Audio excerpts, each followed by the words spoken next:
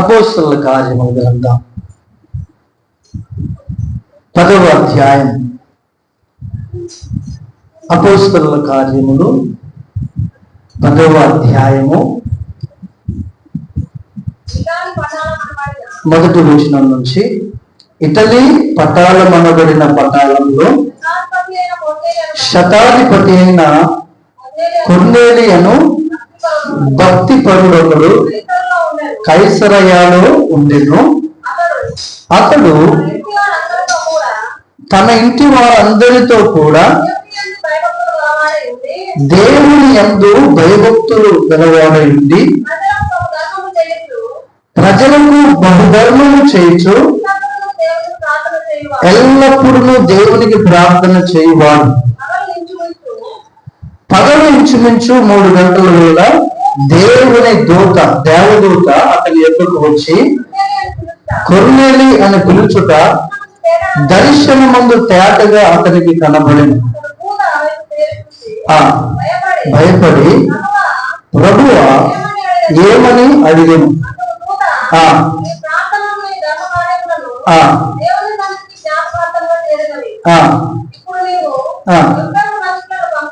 పంపి సీమోను పిలిపించుము, అతడు సముద్రపు దరినున్న సీమోన్ అని ఒక చర్మకారుని ఇంట దిగి ఉన్నాడని అతనితో చెప్పాను.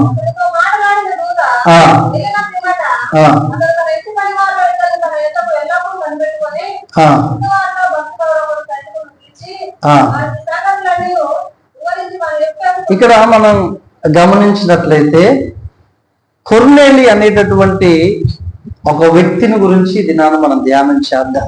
ఎవరండి? కొర్నేలి. ఇతడు యూదుడు కాదు, ఇతడు ఒక అన్యజనుడు. ఇతడు అన్యజనుడే కానీ చాలా భక్తిపరుడు. హల్లెలూయా. ఇటలీ పటాలమనబడిన పటాలములో శతాధిపతి అయిన కొర్నేలియను భక్తి పరుడొకడు కైసరయాలో ఉండేను. శతాధిపతి అంటే 100 మందికి అధిపతి. ఇతడు ఒక కమాండరు, అంటే ఒక సైన్యానికి, అక్కడున్నటువంటి ఆర్మీలో, కైసరయాలో అక్కడున్న ఆర్మీకి ఇతడు ఒక కమాండర్. ఇతడి కింద అనేక మంది సైనికులు ఉన్నారు. అంతటి ఉన్నత హోదా కలిగినటువంటి ఈ కొర్నేలి కైసరయాలో దేవుని యందు భయభక్తులు కలిగి ఉన్నాడు. హల్లెలూయా, హల్లెలూయా. దేవుని యందు భయభక్తులు కలిగి ఉన్నాడు. రెండవదిగా చూస్తే, అతడు తన ఇంటి వారందరితో కూడా దేవుని యందు భయభక్తులు గలవాడై ఉండి ప్రజలకు బహుధర్మము ఎల్లప్పుడూ దేవునికి ప్రార్థన చేయవాడు. ఇతడిలో ఉండే ఒక మంచి లక్షణం చూద్దాం మనం.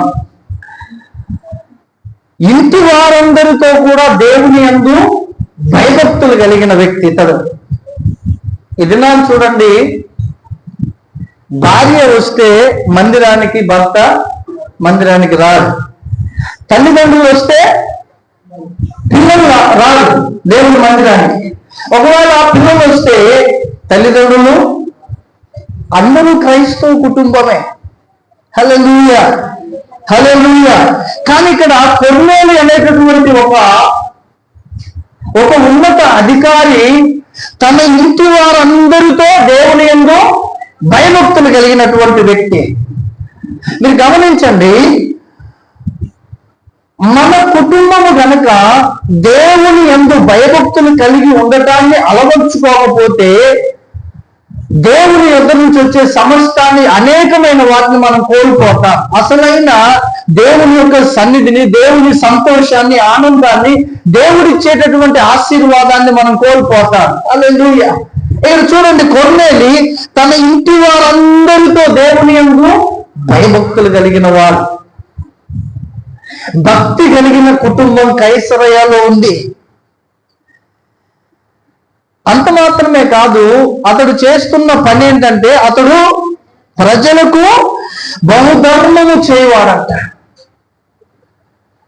యేసు ప్రభు అన్నారు కదా, ఒకసారి హెబ్రీయులకు రాసిన పత్రిక మీరు చూసినట్లయితే సండే స్కూల్ పిల్లలు ఇంకెవరైనా ఉంటే త్వరగా బయటికి వెళ్ళాలి, ఇంకా మరలా రావద్దు. చిన్నపిల్లలు బయటికి వెళ్ళాలి. హెబ్రీయులకు రాసిన పత్రిక 12వ అధ్యాయము 16వ వచనం చదవండి. 13వ అధ్యాయము 16వ వచనం. ఉపకారమును ధర్మమును చేయ మరిచిపోకుడి, అట్టి యాగములు చెప్పండి దేవునికి ఇష్టమైనవి. ఏంటి? ఉపకారమును ధర్మమును.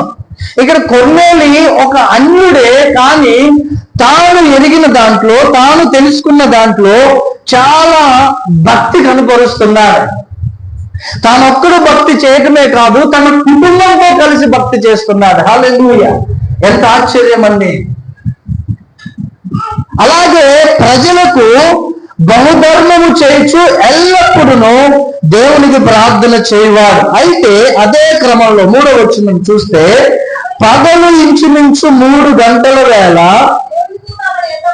దేవుని దూత అతని వద్దకు వచ్చి, కొర్నేలి, దర్శనమందు తేటగా అతనికి. ఇక్కడ చూడండి, మనమందరం ప్రార్థన చేస్తున్నాము. మీరు ఎంతమంది దర్శనాలు చూశారని? ఎంత మట్టుకి దర్శనం? కళ వేరు, దర్శనం వేరు. ఇతడు ప్రార్థన చేస్తున్నాడు, నిద్రపోట్ల. ఏం చేస్తున్నాడు? కొర్నేలి ప్రార్థన చేస్తున్నాడు. ప్రార్థన పగలు 3 గంటలకు ప్రార్థన చేస్తున్నటువంటి ఈ వ్యక్తికి దేవుని దర్శనం కలిగింది. ఆమేన్, హల్లెలూయా. దేవదూత దర్శించాడు. భాస్కర్ బ్రదర్ వల్ల నాన్నగారు చనిపోయిన దినాన నేను కందుకూరు నుంచి అబ్రహాం భాస్కర్ గారు వస్తున్నారు. నేను కూర్చొని ప్రార్థన చేస్తున్నా. సరిగ్గా 6 గంటల దగ్గర నుంచి 7:30 వరకు చేస్తుంటే, మధ్యలో నేను ప్రార్థన చేస్తుంటే జీసస్ నా దగ్గరకు వచ్చి కూర్చున్నాడు. హల్లెలూయా! అది నాకు దేవుడు స్వయంగా నా దగ్గరికి రావటం అది 2వసారి. అది అంతకుముందు విశాఖపట్నంలో చాలా అద్భుతమైన అనుభవం అది. హల్లెలూయా! 2వసారి వచ్చి నేను ప్రార్థన చేస్తున్నాను. యేసు ప్రభు నా దగ్గరికి వచ్చి అలా కూర్చోగానే నాకు ప్రార్థన ఆగిపోయింది. ఏడవటం ప్రారంభించాను. ఎంతసేపు ఏడ్చానంటే దాదాపుగా 1/2 గంటకు పైబడి ఏడ్చా. హల్లెలూయా!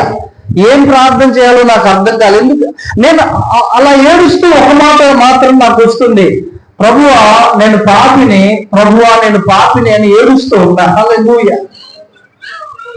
అయితే ఆ దినాన యేసు ప్రభు ఒక విషయం నాతో చెప్పి ఆయన వెళ్ళిపోయారు.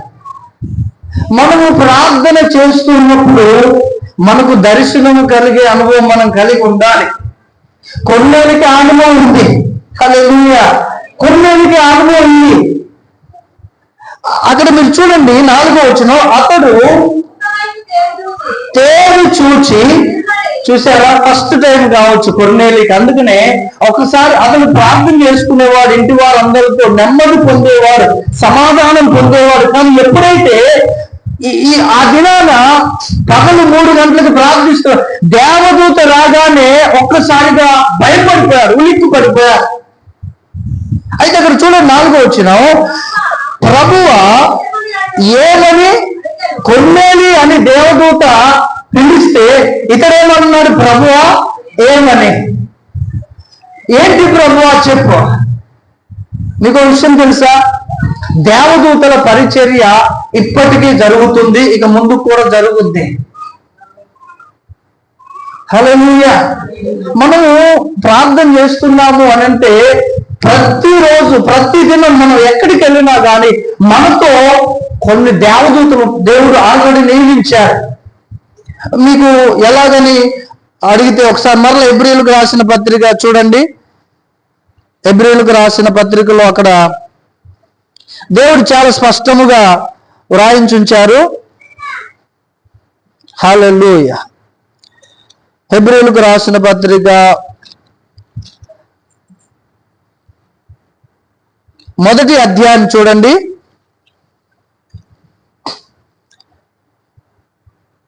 13వ వచనం.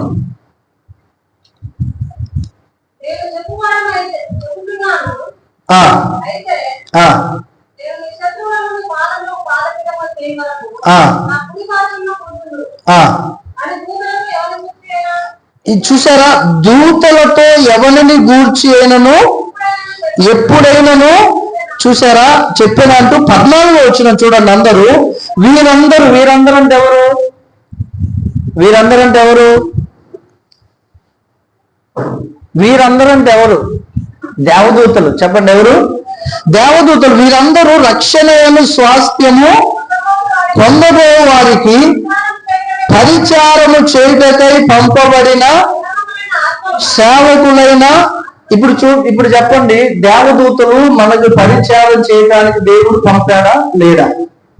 పంపాడు. మనకు ఆ అనుభవం మనం కలిగి ఉండాలి. ఒక దినాన ఫస్ట్ టైం అంటే మీటింగ్ కు ఛత్తీస్గఢ్ రాష్ట్రం వెళ్ళడం ఫస్ట్ టైం. ఆ దినాన అది ఆగస్టు నెల అనుకుంటా, వర్షాలు బాగా పడి టేకులు కూడా అక్కడ ఒక వాగు ఉంటది, గోదావరి ఎక్కువ అయినప్పుడు అది బ్లాక్ అయిపోయింది. మీటింగ్ క్యాన్సిల్ అని ఉన్నాను. అయితే ఉదయాన్నే ఫోన్ చేశా పాస్టర్ గారికి, నేను రావట్లేదని చెప్తాను. అయితే ఆయన అన్నా, నిన్న ఆంధ్ర నుంచి కొంతమంది వచ్చారు పాస్టర్ గారు అని అంటే, నేనన్నా అక్కడ బ్లాక్ అయిపోయింది ఎలా వచ్చారంటే, ఆ పక్కనే ఊర్లో నుంచి అడవి ఉంటది, అడవిలో నుంచి రావచ్చు అని చెప్పారు. మరి ఇప్పుడు నన్ను ఏం చేయమంటారంటే, బయలుదేరి వచ్చేయండి అని అంటే, నేను బయలుదేరి 6 గంటలకి అప్పుడే బ్యాగ్ చదువుకొని ఒక 5 నిమిషాల్లో బ్యాగ్ చదువుకొని ఒక 5 నిమిషాలు బాగుంది, అలాగే బయలుదేరా. వెళ్ళాను ఏటూరు నాగారు ఎంత దాటి టేకులగూడెం దగ్గరికి వెళ్ళాక అక్కడ వాళ్ళని అడిగాను. నాకంటే ముందుగా ఒక 2 పాస్టర్స్ వెళ్ళారు, వాళ్ళు ఆకుండా వెళ్ళిపోయారు, నాకు చెప్పలేదు. సార్ నేను ఫోన్ చేస్తే పలానా కాడున్నా వచ్చేసేయండి అని వాళ్ళు నేను వెళ్ళాను. వెళ్తే ఆ ఊర్లో నుంచి ఇట్లా అడవి తగులుద్ది. అడవి తగలగానే ఫస్ట్ లెఫ్ట్ సైడ్ ఒక బండ్ల దారి ఉంటది, అది తీసుకోవాలి. అది నాకు క్లారిటీ చెప్పలేదు వాళ్ళు. అది ఎడ్ల బండి దారి ఉంటది పాస్టర్ గారు, అలా వచ్చేయండి. ఇది ఇంత క్లారిటీ లేదు, కానీ ఆ గుట్టకెక్కేది చాలా క్లారిటీగా ఉంది. అదేమనుకోని వెళ్ళిపోయా. గుట్ట చాలా పైకి ఎక్కిపోయా, ఏమీ లేదు. అక్కడ పెద్ద పెద్ద బండలు, అప్పుడు గ్లామర్ బండి ఉండేది కదా, అది ఎక్కుకుంటూ గుద్దుకుంటూ ఒక 3 సార్లు పడ్డాను. ఇక్కడ దెబ్బలు, కాళ్ళకి చేతులు బాగా దెబ్బలు తగిలాయి. నేను అదే అనుకుంటున్నా, నాకు తెలియదు. పైకి వెళ్ళినాక సిగ్నల్ లేదు. ఇంకా చూడండి, పైకి వెళ్ళినాక సిగ్నల్ లేదు, మొబైల్ సిగ్నల్ లేదు. వెళ్ళిపోయాను. దాదాపుగా ఒక కిలోమీటర్, గుట్ట ఎంత హైట్ ఉందో అంత హైట్ వెళ్ళిపోయాను. ఇక నాకు అర్థం కావట్లేదు, ఏం చేయాలో అర్థం కావట్లేదు. ఇంకా వెళ్ళిపోతుంటే నా ముందు నుంచి నల్లగుంది, దాన్ని ఏమంటారు, తోడేలా నల్లగుంది, ఎంత ఉంది. అది నన్ను చూసింది, నా ఎదురుగే ఉంది. అయిపోయినరా బాబు అనుకున్నా, ఏసు రక్తమే జీవం అనుకున్నా. అది నన్ను ఒక్క 6 నిమిషం చూసింది, ఏమనుకుందో తెలియదు, అట్లా వెళ్ళిపోయింది పొదల్లో. నేను ముందుకు వెళ్ళాక ఇంకా అర్థం కావట్లే, దేవుడు ఆలోచన చెప్తున్నాడు ఏం చేయాలా అని. ఇంకా నేను అనుకున్నాను, ఒక వీడియో తీసి సెల్లో పెడితే ఒకవేళ ఏం తిన్నా కానీ ఈ వీడియో గుర్తు చేస్తారా బాబు అనుకున్నా. మళ్ళీ అనుకున్నా, ఇలాగెందుకు అనుకోవాలి అని వెంబడి ప్రే చేస్తుంటే దేవుడు నాకు ఆలోచన చెప్తున్నాడు. ఏమని తెలుసా, దేవదూతలు ఉన్నారు కదా నీకు పరిచారకులు కానీ. హల్లెలూయా. మీరు నమ్మండి, ఆ సమయంలో ఒక్కటే ఒక 1/2 నిమిషం యేసు క్రీస్తు నామములో దేవదూతలు ఇప్పుడు నా దగ్గరకు వచ్చి నన్ను మార్గంలోనికి తీసుకెళ్ళండి చెప్పి అలా అన్నాను. నా బండి ఎవరో తీసుకెళ్తున్నట్టుగా అనిపించింది. హల్లెలూయా. ఇక దేవునికి ఇక పరిశుద్ధాత్మ ఒక వ్యక్తి నాకు ఇలా వెళ్ళాలని చెప్పినట్లుగా అనిపిస్తుంది. అలాగే వచ్చా. నేను అలా ప్రార్థన చేసిన 2.5 నిమిషాలకు రోడ్డుకు వచ్చేసి అంత పైనుంచి. హల్లెలూయా. గుట్టలన్నీ, ఆ రాళ్ళన్నీ తగులుతున్నాయి. ప్రార్థన చేయకముందు 4 సార్లు కింద పడ్డా కానీ ప్రార్థన చేసి ఎప్పుడైతే దేవదూతలు వచ్చారో అసలు చాలా సులువుగా కిందికి దిగిపోయా. హల్లెలూయా. మనకు దేవదూతల పరిచర్య ఉంది, నమ్మితాను చెప్పండి. హల్లెలూయా. దేవదూతలు ఎప్పుడు మనకు పనిచేస్తూ ఉంటారు, దేవుడు నియమించారు. కొర్నేలి ప్రార్థన చేస్తుంటే సడన్ గా కొర్నేలి నీ ప్రార్థన, నీ మనవులు వినబడినది. అక్కడ చూడండి 3వ వచనం ఏముంది, కొర్నేలి అని తేటగా దర్శనమందు అతనికి కనబడెను.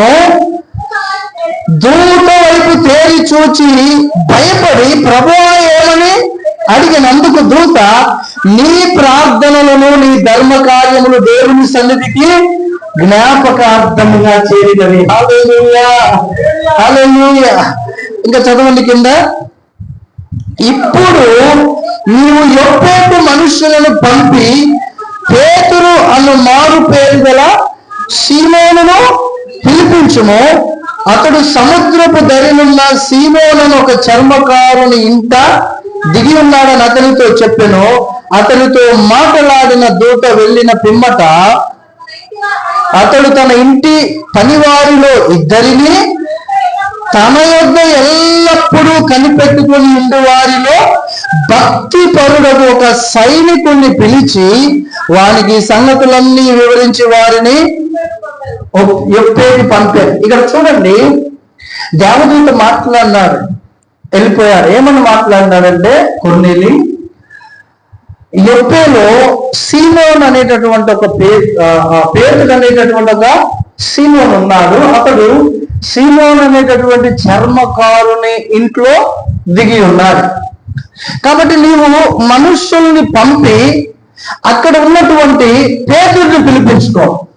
ఆ తర్వాత అతడు నీకేమైనా బోధిస్తాడో వినని చెప్పి వెళ్ళిపోయాడు దేవదూత. హల్లెలూయా.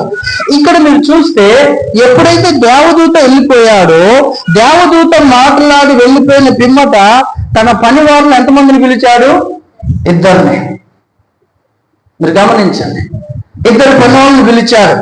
ఇంకొక ముఖ్యమైన మాట అక్కడ చూడండి, తన యొద్ద ఎల్లప్పుడూ కనిపెట్టుకొని ఉండు వారిలో భక్తి పరుడు ఒక సైనికుడిని పిలిచే. జాగ్రత్త దేవుని బిడ్డలారా, నీవు సహవాసము చేస్తున్నటువంటి వ్యక్తులు, నీ స్నేహితులు స్నేహితురాంగులు భక్తి పరులేనా? ఒక దేవుని యొక్క బిడ్డలుగా, క్రైస్తవులుగా మన స్నేహితుల్లో భక్తి పరులు ఉన్నారా? ఆమె ఎందుకంటే దేవుని వాక్యం సెలవిస్తుంది, మీరు భక్తిహీనులతో జోడుగా ఉండకూడదు, అవిశ్వాసులతో జోడుగా ఉండకూడదు. ఎందుకు దేవుడు పదే పదే ఆ మాట చెప్తున్నాడు అంటే, నీవు నీ భక్తి జీవితంలో నుండి దేవుని యొక్క సన్నిధిలో నుండి దూరమయ్యే అవకాశం ఉంది. హల్లెలూయా. సొలొమోను పాపము చేయడానికి గల కారణం ఏంటి? అంతటి జ్ఞానవంతుడు, అంతటి తెలివి కలిగిన వాడు, అతని వంటి జ్ఞానవంతుడు ఎవడూ లేడు.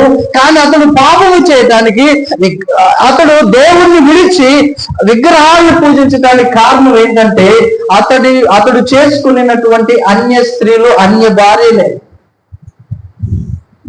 ప్రభు ఏమన్నాడు? అవిశ్వాసులతో జోడుగా.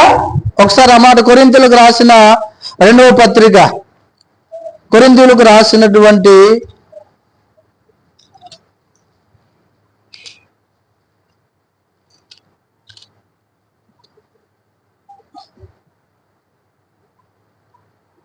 14వ వచనం చదవండి. 6వ అధ్యాయము, కొరింథీయులకు రాసిన 2వ పత్రిక 6వ అధ్యాయం 14వ వచనం. మీరు అవిశ్వాసులతో ఏమంటున్నాడండి దేవుడు ఇక్కడ? అవిశ్వాసులతో జోడుగా అంటే కలిసి ఉండకండి. ఇక్కడ కొర్నేలికి ఎల్లప్పుడూ తన యొద్ద కనిపెట్టుకొని ఉండే ఒక భక్తి కలిగిన సైనికుడు ఉన్నాడు. Praise the Lord. భక్తి కలిగిన సైనికుడు, ఒక అధికారి. ఈ ఇద్దరి పనులనే పంపొచ్చు కదా యొప్పేకు.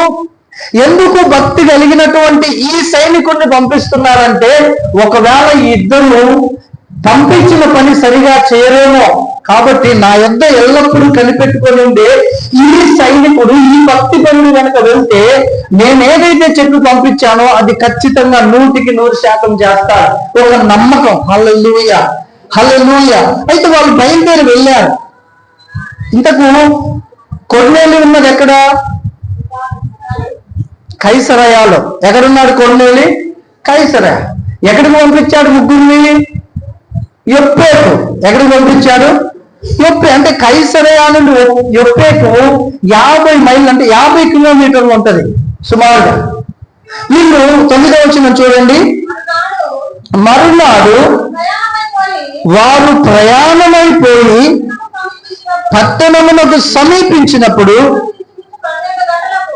పగలు ఇంచుమించు 12 గంటలకు అది వీళ్ళు ముగ్గురు ఎవరి కోసం వెళ్ళారండి? పేతురు కోసం వెళ్ళారు. అదే వాళ్ళు ఉదయం ఏమంటే దేవదూత మాట్లాడి వెళ్ళిన ఆ ఉదయాన్నే బహుశా వీళ్ళు 6-7 గంటలకు పొద్దున్నే బయలుదేరి వెళ్ళగానే కైసరయ నుండి యొప్పేకి వెళ్ళేసరికి మధ్యాహ్నం ఎన్ని గంటలైంది? 12 గంటలైంది. ఈ 12 గంటల సమయంలో పేతురు మిద్దె మీద అంటే స్లాబ్ ఆ మేడ మీదకి ఎక్కాడు. దేనికి? ప్రార్థన చేసుకోవడానికి. 10వ వచనం. అతడు మిక్కిలి ఆకలిగొని భోజనము చేయగోరెను. ఇంటి వారు సిద్ధము చేయుచుండగా అతడు పరవశుడై ఆకాశము తెరవబడుటయు 4 చెంగులు పట్టి దింపబడిన పెద్ద దుప్పటి వంటి ఒక విధమైన పాత్ర చూచెను. అందులో భూమి అందుండి సకల విధములైన చతుష్పాద జంతువులను, ప్రాకు పురుగులను, ఆకాశ పక్షులను ఉండెను. ఇప్పుడు చూడండి, అప్పుడు పేతురు దేవుడు అంటున్నాడు ఆ దర్శనంలో, నీవు లేచి చంపుకొని తినమని ఒక శబ్దం అతనికి వినబడెను. అయితే పేతురు, వద్దు ప్రభువా,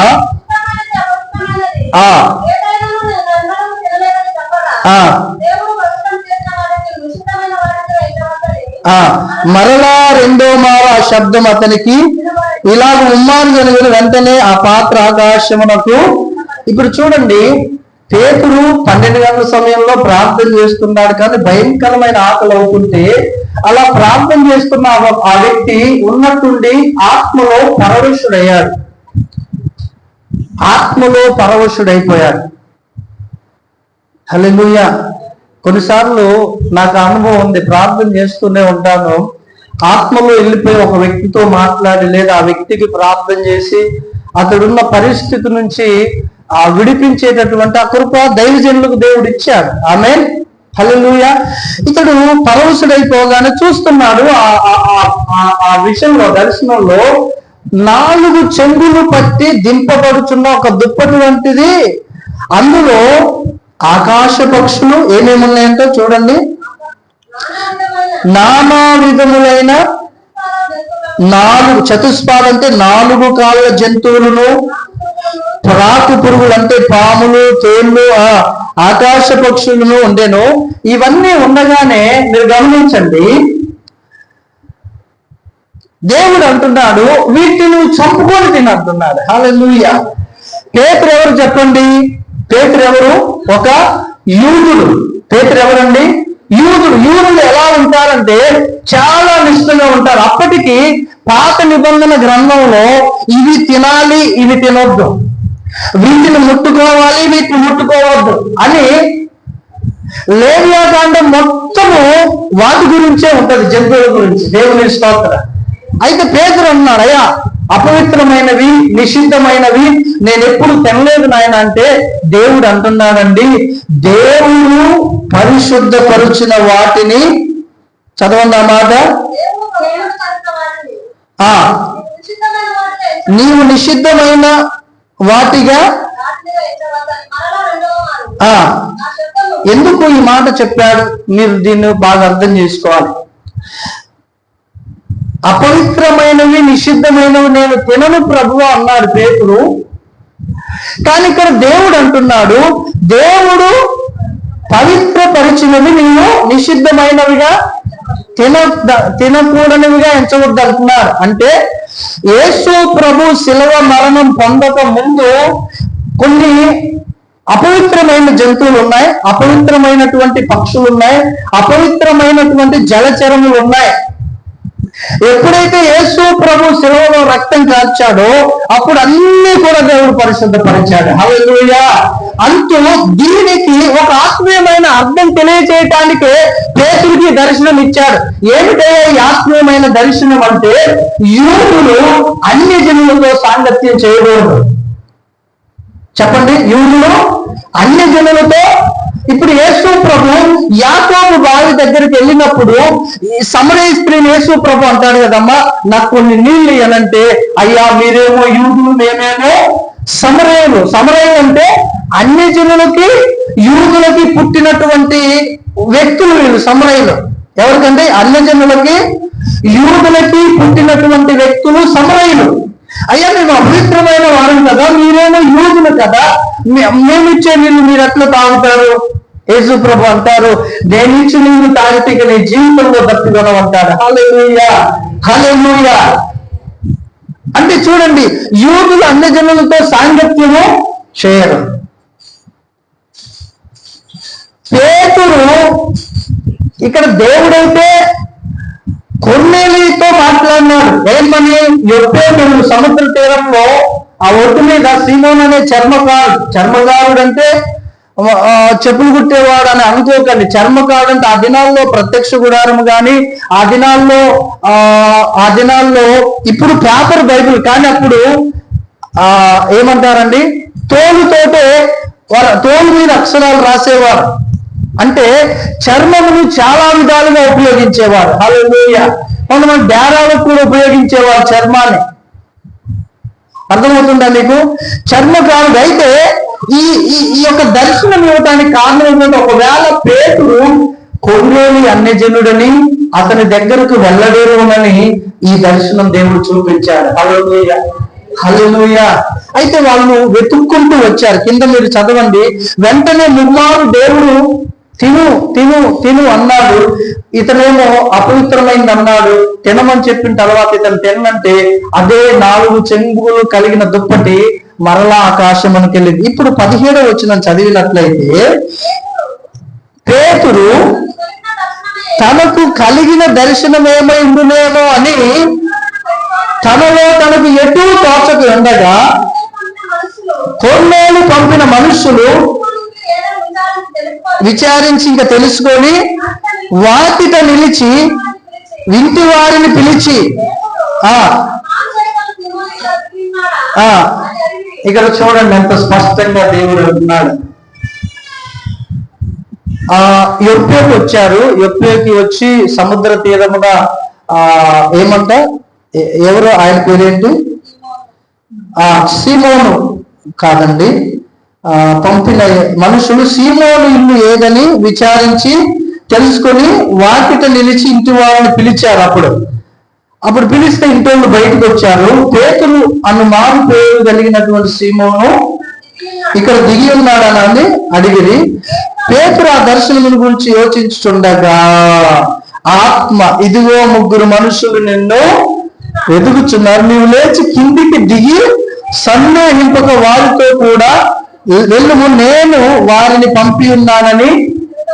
ఎందుకు సందేహింపక అన్నాడు మీకు ఇప్పుడు అర్థం కావాలి. ఆత్మదేవుడు ఎందుకు సందేహింపక వెళ్ళు అన్నాడు, అనుమానించకుండా వెళ్ళు అన్నాడంటే, వాళ్ళు అన్యజనులు కాబట్టి నీవు వారిని ముట్టుకోవద్దు, అంటొద్దు, దూరంగా ఉండాలనే భావన నీలో ఉంటది. కాబట్టి నువ్వు సందేహింపకుండా నువ్వు వారితో వెళ్ళు, నేనే వారిని నీ వద్దకు పంపించా. హల్లెలూయా. మారు మాట మాట్లాడకుండా ఏమంటున్నాడు? 21వ వచనం, 22వ వచనము, అందుకు వారు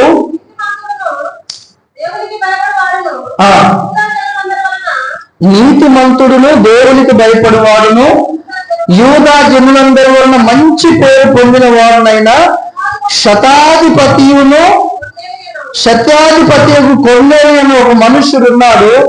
అతడు నిన్ను తన ఇంటికి పిలువనంపి నీవు చెప్పు మాటలు వినవలనని పరిశుద్ధ దూత వలన బోధింపబడినని చెప్పిరి. అప్పుడు అతడు వారిని లోపలికి పిలిచి ఆతిథ్యమిచ్చెను. దేవుడు కొర్నేలితో ఎంత స్పష్టంగా మాట్లాడినారో అంతే స్పష్టంగా ఇక్కడ పేతురుతో కూడా దేవుడు మాట్లాడి సందేహింపక వారితో కూడా వెళ్ళయ్యా అని చెప్పుచున్నాడు. హల్లెలూయా, హల్లెలూయా. సందేహింపక వారితో కూడా వెళ్ళు. 23వ వచనం, మరునాడు అతడు లేచి బయలుదేరును, యొప్పేవారైన కొందరు సహోదరులను వెళ్ళిరి.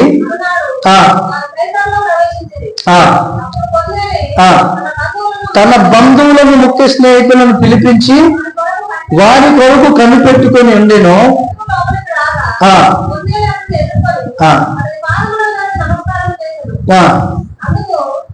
అందుకు పేతురు, నీవు లేచి నిలువుము, నేను కూడా నరుడనే అని చెప్పి అతన్ని లేవనెత్తి అతనితో మాట్లాడుచు లోపలికి వచ్చి అనేకులు కూడి ఉండుట చూచినప్పుడు అతడు, పేతురు అంటున్నాడని 28 వచ్చిన అందరు చూడండి, అన్య జాతి వానితో సహవాసం చేయుటైనను అతి వాణిని ముట్టుకొనుటైనను యూదునికి అది చట్ట విరుద్ధం.